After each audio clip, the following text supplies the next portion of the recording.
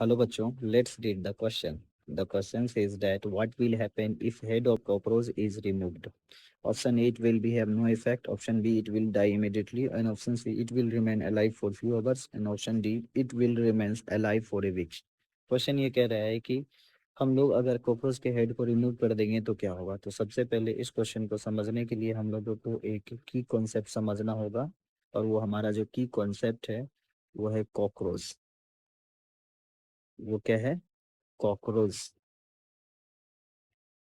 Cockroach क्या है? एक फास्ट फास्ट रनर और क्रूसोरियल होता है। फास्ट रनर क्रूसोरियल होता है, क्रूसोरियल होता है और ओमनीवोरस होता है। ओमनीवोरस होता है, ओमनीवोरस होता है।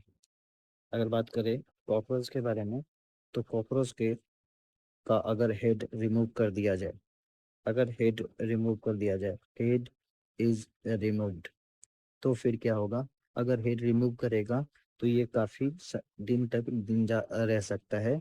It will remain remain alive for a week. एक वीक, 2 वीक भी जिंदा रह सकता है। ऐसा क्यों?